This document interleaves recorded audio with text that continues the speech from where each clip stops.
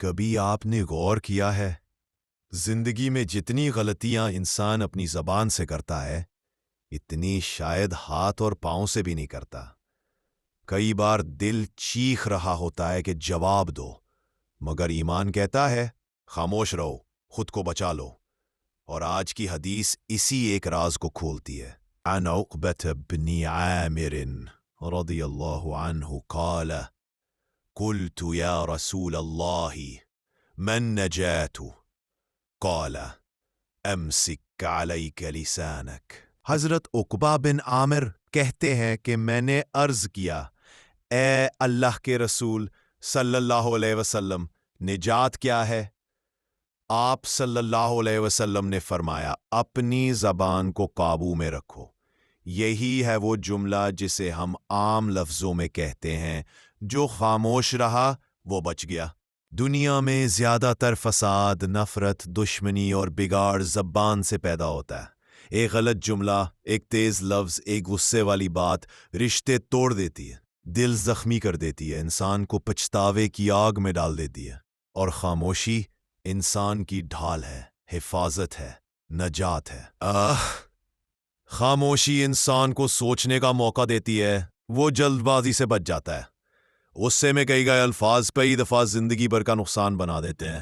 خاموش رہ کر انسان سوچ لیتا ہے، یہ بات کر کے مجھے کیا ملے گا اور کھو کیا دوں گا۔ خاموشی لڑائی کو ختم کرتی ہے، جھگڑے ہمیشہ جواب چاہتا ہے، اور جب جواب نہیں ملتا تو آگ خود بجھ جاتی ہے۔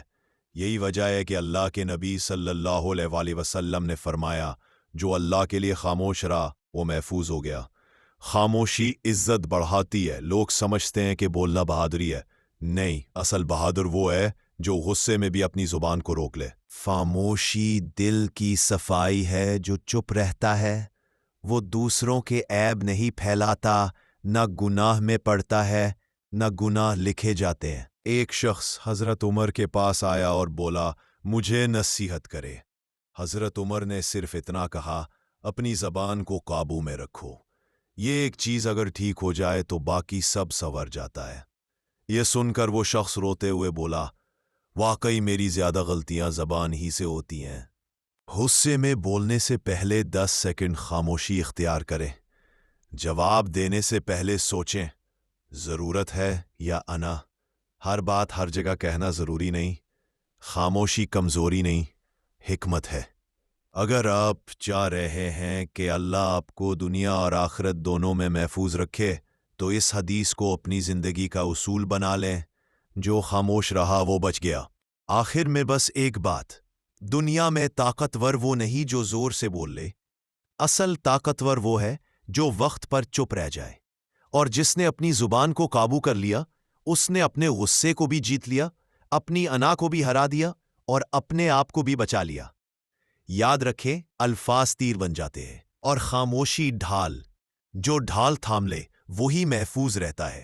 لہٰذا آج سے ایک اصول بنا لیں، ماسان دینے والی باتوں سے بہتر ہے معنی خیز خاموشی۔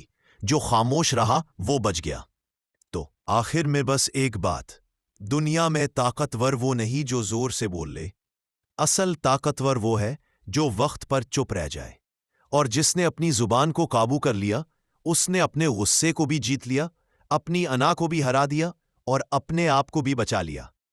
یاد رکھیں، الفاظ تیر بن جاتے ہیں اور خاموشی ڈھال۔ جو ڈھال تھام لے وہی محفوظ رہتا ہے۔ لہٰذا آج سے ایک اصول بنا لیں، ماسان دینے والی باتوں سے بہتر ہے معنی خیز خاموشی۔ جو خاموش رہا وہ بچ گیا۔